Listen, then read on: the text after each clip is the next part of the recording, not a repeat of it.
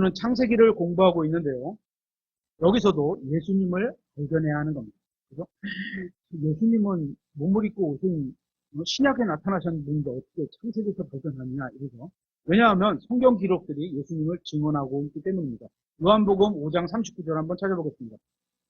요한복음 5장 39절.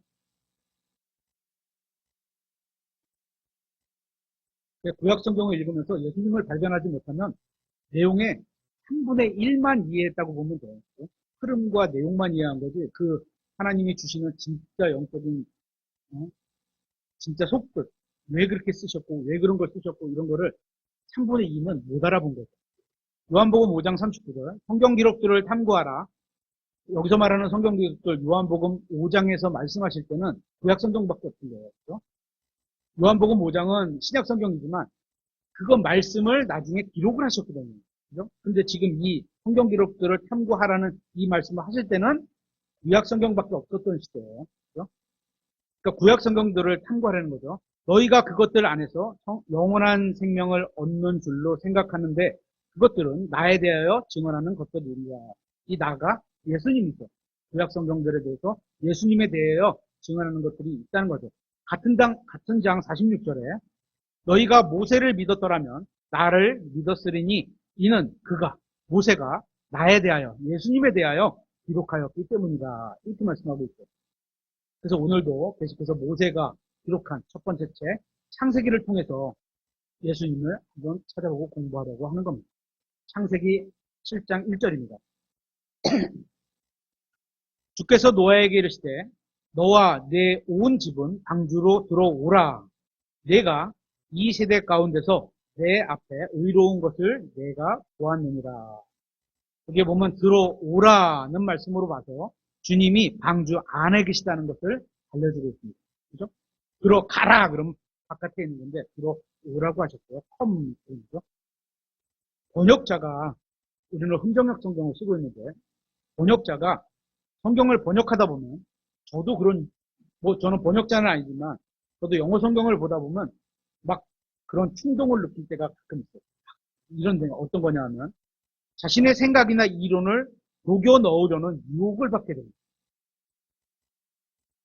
마치 내 생각이 성경에 있는 양 거기다 막 집어넣는 거예요. 그러면 안 됩니다. 그죠? 예를 하나 찾아보겠습니다. 요한복음 14장 6절. 요한복음 14장 6절.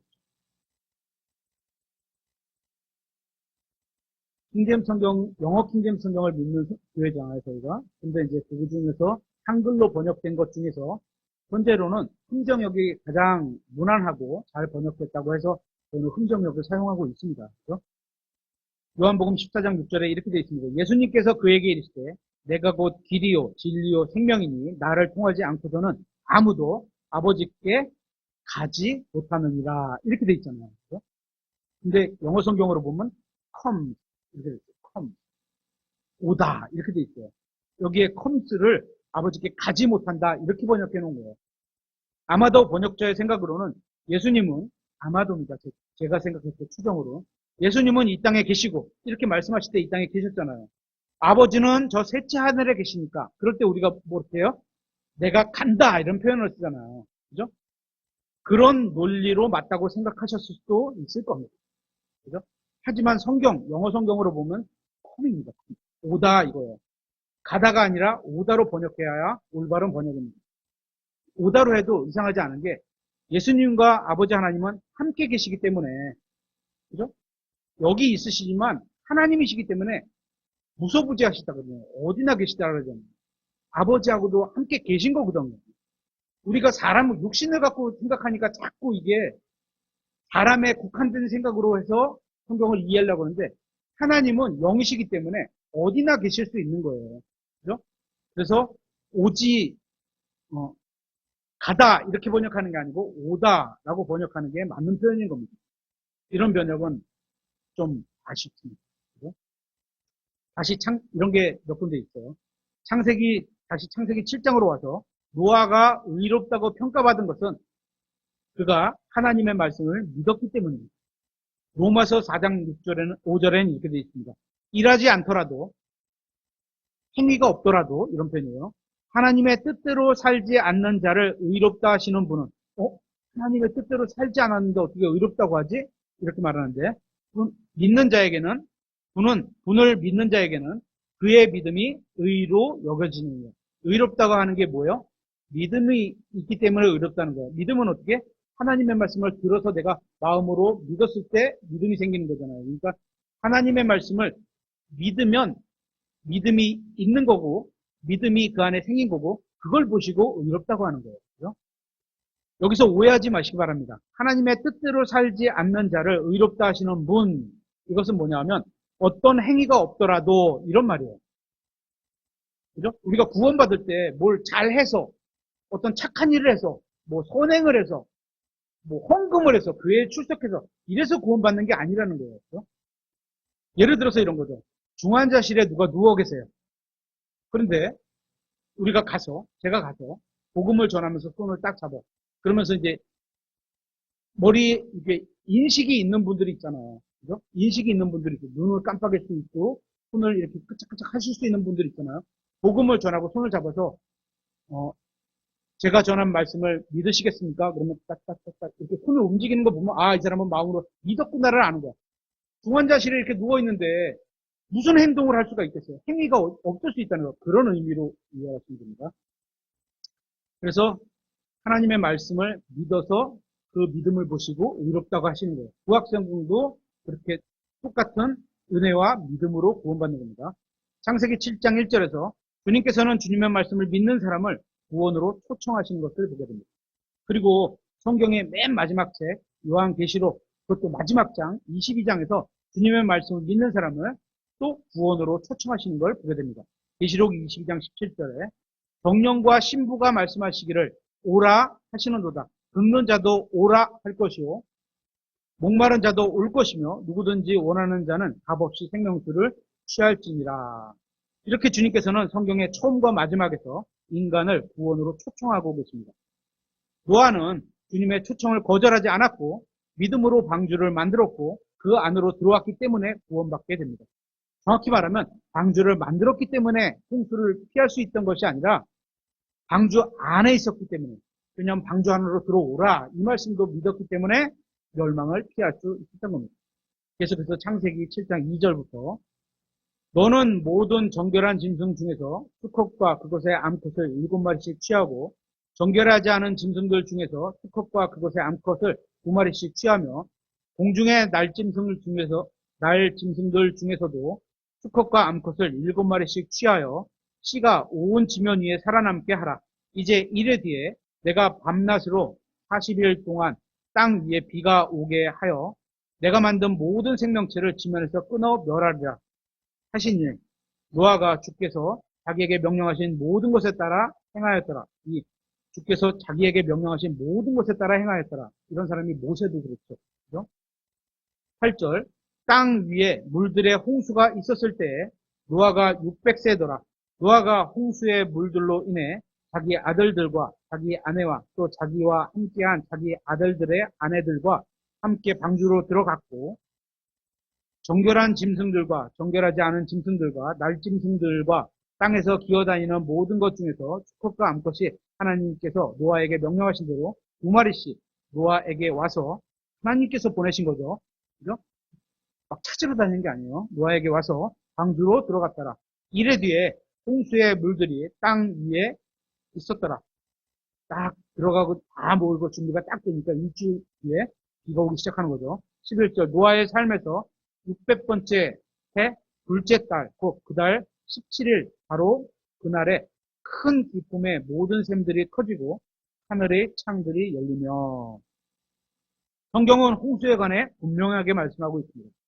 아담이 창조된 때를 인류의 역사에 1년이라고 친다면, 그때를 1년 이렇게 친다면 노아는 1056년에 출생했던 것이고 하나님께서는 노아에게 102년간 설교하며 방주를 만들라고 명령을 하셨습니다. 노아가 방주를 만들기 시작할 때는 480세였던 겁니다. 따라서 방주는 1536년부터 만들기 시작했고 홍수는 1656년에 일어나게 됩니다. 이 홍수가 일어나는 해를 날짜 순으로 한번 정리해보면 이렇습니다. 1656년 2월 10일에 노아와 가족이 방주로 들어가게 됩니다. 2월 17일에 홍수가 일어납니다. 3월 26일에 비가 그칩니다. 40일 동안 비 온 거죠. 7월 17일에 방주가 정착을 합니다. 아라랏산이 지금도 있는 명칭이고 약 5,100m 정도 되는 높이에요. 그죠? 근데 5,100m면 어디죠? 지금 뭐 산에 물들이 가득 차고 그 위에 한 10m 정도 더 찼으니까 히말라야 산보다 더 찼겠죠. 산들이 다 덮인 거니까. 그리고 방주가 정착하게 되고 10월 1일 날 산봉우리가 보입니다. 11월 11일 날 노아가 까마귀와 비둘기를 내보내게 됩니다. 11월 18일 날 비둘기가 올리브 잎사귀를 물고 오고 11월 25일 날 다시 비둘기가 내보냈는데 돌아오지 않습니다. 그리고 다음 해 1657년 1월 1일 노아가 방주의 덮개를 열었습니다. 그리고 2월 27일에 노아와 가족이 방주에서 떠나게 됩니다. 계속해서 창세기 7장 12절부터 보겠습니다. 비가 밤낮으로 40일 동안 땅 위에 있었더라. 바로 그날에 노아와 노아의 아들들인 셈과 함과 야벳과 노아의 아내와 그의 아들들과 함께한 그들의 세 아내가 방주로 들어가되 그들과 모든 짐승이 그것의 종류대로 모든 가축이 그것의 종류대로 땅에서 기어다니는 모든 기는 것이 그것의 종류대로 모든 날짐승 곧 모든 종류의 모든 새가 그것의 종류대로 들어가고 속에 생명의 숨이 들어있는 모든 육체 중에서 2마리씩 노아에게 와서 방주로 들어가는데 들어간 것들은 하나님께서 그에게 명령하신 대로 모든 육체의 수컷과 암컷이더라. 그것들이 들어가매 주께서 그를 안에 넣고 닫으시니라. 7장에서 홍수를 묘사하는 표현이 점점 강도가 세지는 것을 보게 됩니다. 4절에 비가 오며 7절에 홍수에 물들이 나고 11절에 큰 물들의 모든 샘이 넘치고 17절에 물들이 불어나고 18절에 물들이 넘쳐서 18절에 크게 불어나며 19절에 크게 넘치는 것을 보게 됩니다. 그렇죠? 점점 심판이 강해지는 거죠. 하나님께서는 죄로 인해 잘못된 세상을 철저하게 심판하셨습니다. 성경은 예수 그리스도께서 우리의 죄로 인해 고난당하신 것을 마치 방주가 높은 파도에 매를 맞는 것처럼 철썩 이렇게 매를 맞겠죠. 그럼 예수 그리스도께서도 우리를 위해 고난을 당하셨다고 성경은 표현하고 있습니다. 시편 42편 7절에 이렇게 되어 있습니다. 주의 포구 소리에 주의 기쁨을 부르며 주의 모든 파도와 물결이 내 위로 넘어간 나이다. 이렇게 표현하고 있죠. 계속해서 창세기 7장 17절부터 홍수가 땅 위에 40일 동안 있었으므로 물들이 불어나 방주를 띄우니 방주가 땅 위로 들렸고 물들이 넘쳐 땅 위에 크게 불어나매 방주가 물들의 표면 위로 올라갔으며 물들의 땅 위에 크게 넘침으로 온 하늘 아래에 있던 모든 높은 산들이 덮였더라. 모든 높은 산이 덮인 거예요. 그죠? 히말라야 산도 덮인 거예요. 8,800인가요? 8,000 몇 메타? 8,000m 이상 그게 다 덮인 거죠.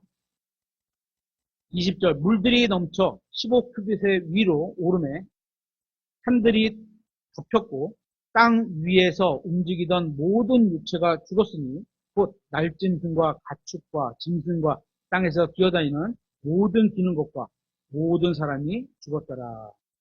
믿는 사람들을 구원한 이 방주는 하나님의 심판의 홍수로 인해서 땅에서 위로 들린 것을 보게 됩니다.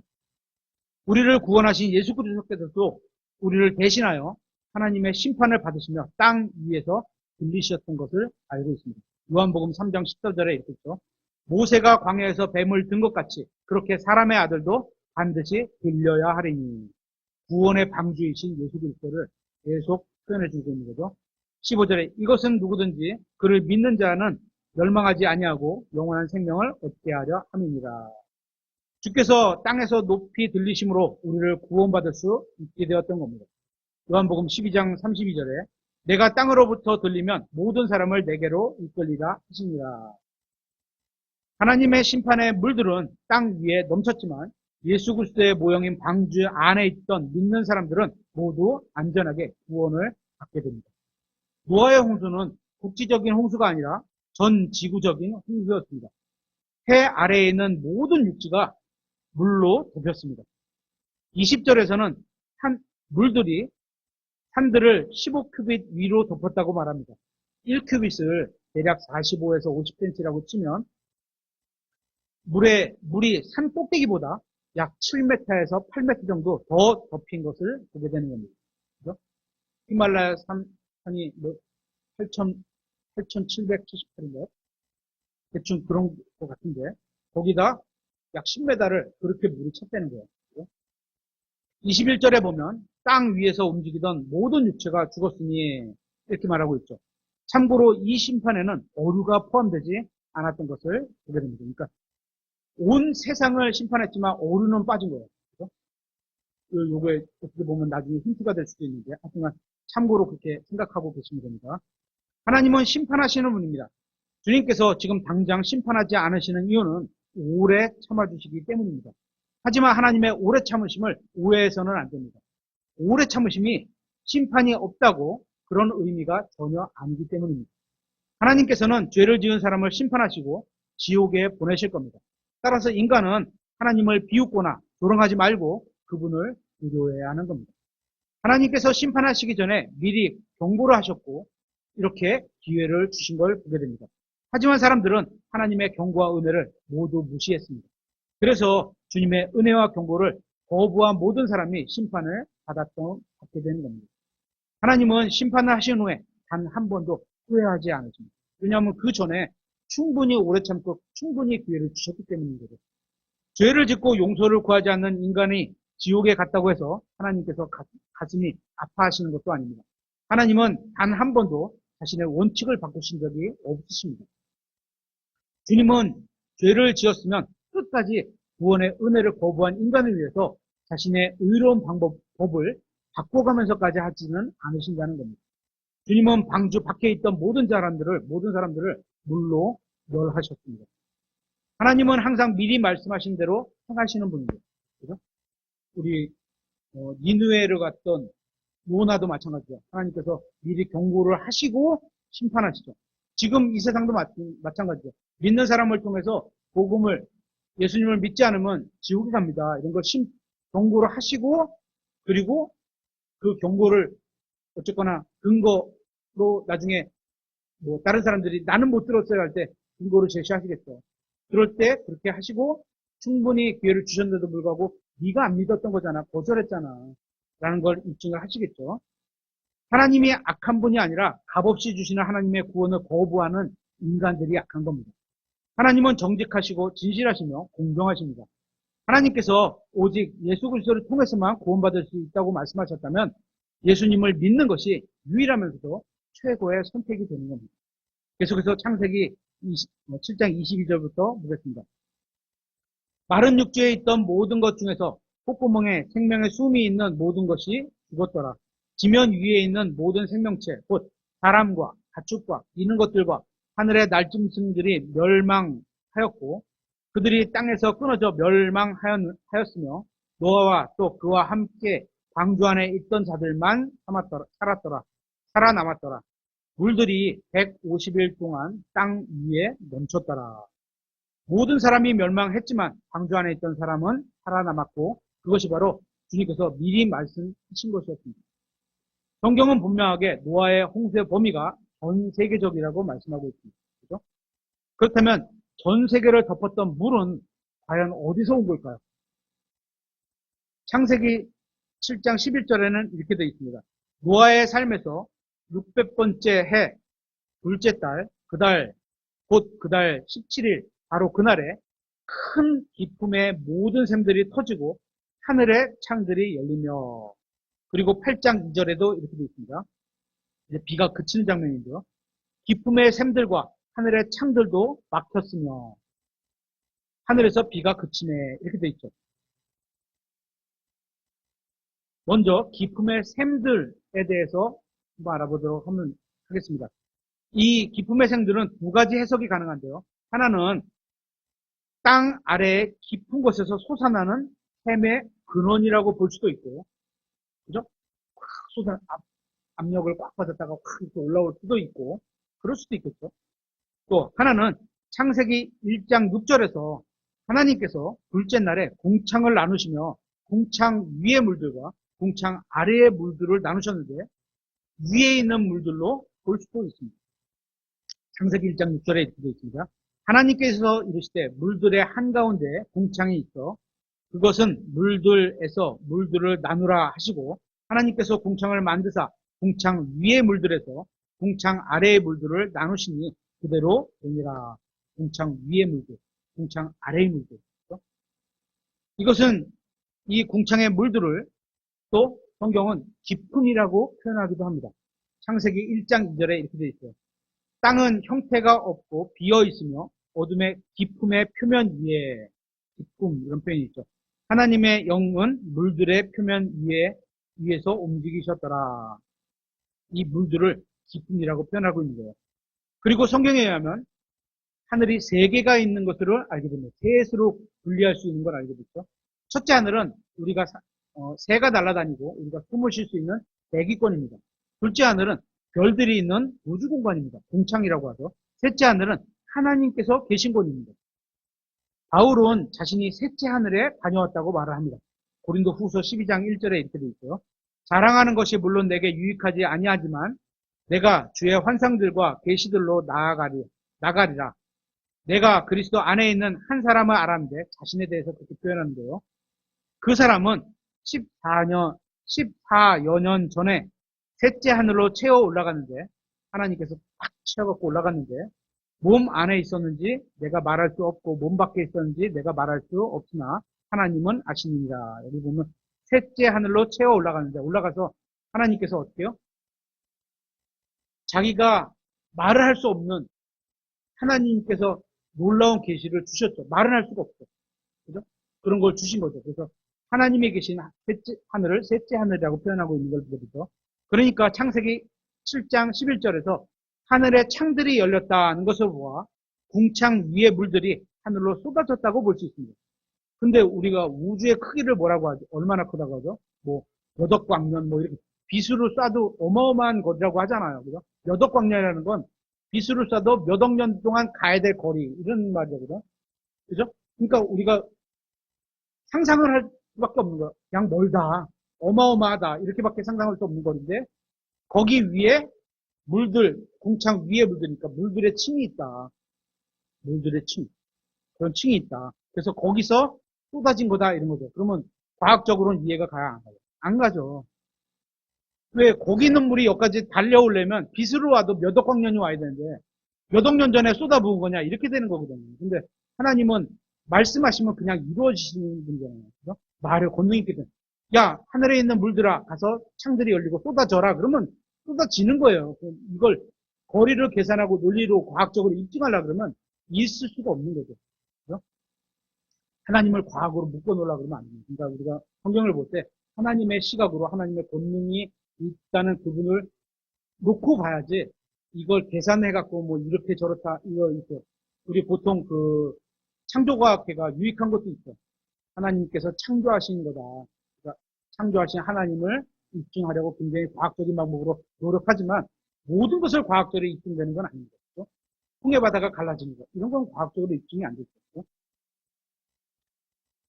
따라서 우리는 하나님께서 창조하신 세계에는 하늘과 땅을 모두 잠기게 할 만한 물이 있다는 결론을 얻을 수 있는 겁니다. 창세기 8장 3절에 이렇게 되어 있습니다. 물들이 계속해서 땅을 떠나 돌아가고 이렇게 되어 있는데요. 여기 보면 영어로 보면 아주 단순하게 해석이 되거든요.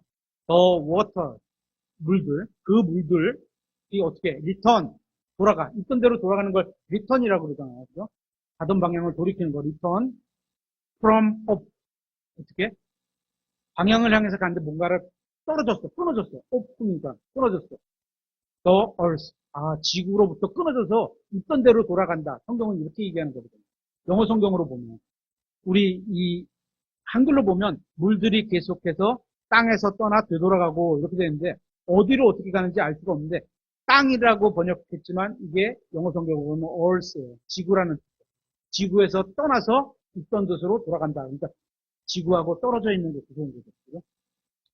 그러니까 물들은 하늘에서 지구로 내려왔다고 보는 게 다르게 이해할 수 있는 겁니다. 지구를 떠나 돌아갔다고 말씀하고 있습니다. 이제 오늘 말씀을 정리하면 이렇습니다. 창세기 7장은 하나님께서 홍수 심판을 실행하시고 의로운 사람 노아와 그의 가족을 구원하시는 내용을 담고 있습니다. 6장에서 하나님은 노아에게 방주를 만들라 또 그 안에 들어오라고 명령을 하셨는데 노아는 하나님께서 자기에게 명령하시는 모든 것에 따라 행했다고 말하고 있습니다. 이런 거는 우리가 배워야 될 신앙이죠. 모든 것에 따라.